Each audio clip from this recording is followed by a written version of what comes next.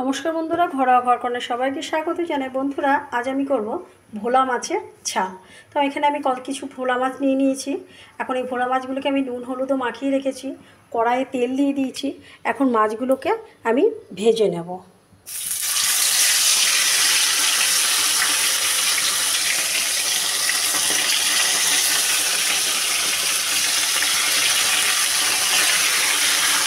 গ্যাসের তেলটা একটু কমিয়ে দেবো।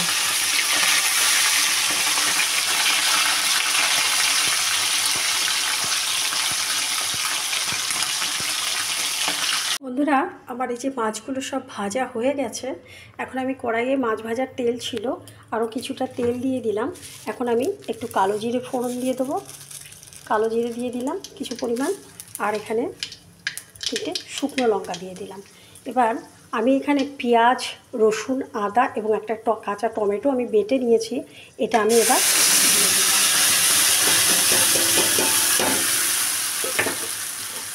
এর মধ্যে আস্তে আস্তে আমি এটা একটু তেল উঠে গেলে তখন আমি আস্তে আস্তে শুকনো মশলাগুলো দেব।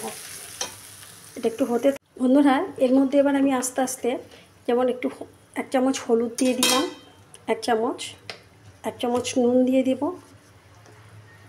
পরিমাণ মতো একটু নুন দিয়ে দিলাম, একটু লাল লঙ্কার গুঁড়ো দিয়ে দেবো ঝালের জন্য লাল লঙ্কার গুঁড়ো দিয়ে দিলাম। আমরা তো একটু বেশি ঝাল খাই। আর একটু রেড চিলি পাউডার দিয়ে দিলাম কালারের জন্য।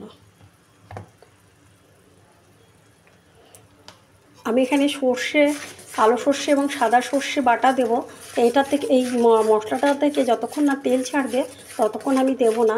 সর্ষেটা দিয়ে আমি বেশিক্ষণ ফোটাবো না, তার কারণ তাহলে তেতো হয়ে যাবে।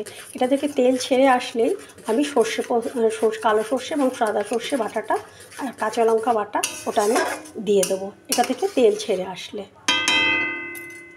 বন্ধুরা দেখুন, খুব সুন্দর তেলেও উঠে এসেছে মশলাটার গায়ে থেকে।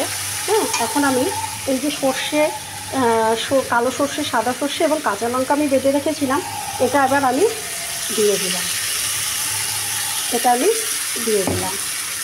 এটা দিয়ে আমি বেশিক্ষণ ফোটাবো না, কষাবো না, জল দিয়ে দেবো। তার কারণ সর্ষে তেতো হয়ে বেশি ফোটালে কষালে তেতো হয়ে যায়। তাই আমি এই মশলা গোটা মিক্সির জারটা ধুয়েই আমি আবার একটু জল দিয়ে দিলাম। আর আমি এটা যেহেতু একদম আমাকে ঝাল করব, একদমই শুকনো করব, তাই জন্য খুব বেশি জল দিলাম না, এইটুকু জলে হয়ে যাবে। ঝোলটা ফুটে গেলে মাছগুলো আমি দিয়ে দেব। বন্ধুরা, ঝোলটা অনেকটাই টেনে গেছে। এখন আমি ওপর থেকে আস্তে আস্তে মাছগুলো দিয়ে দেবো। বন্ধুরা, আমার মাছগুলো দেওয়া হয়ে গেছে। এখন আমি আর বেশি নাড়াবো না, তাহলে মাছগুলো হয়তো ভেঙে যাবে। আমি একটু বাদে 5 মিনিট ফুটে উঠলে আমি নামিয়ে দেবো। বন্ধুরা, আমার এই যে ভোলা মাছের ঝাল হয়ে গেছে।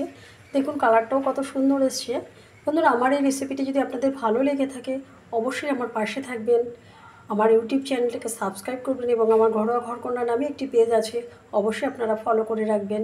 আজকের মতো শেষ করছি, নেক্সট কোনো ভিডিওতে দেখা হবে। ততক্ষণের জন্য ভালো থাকুন, সুস্থ থাকুন।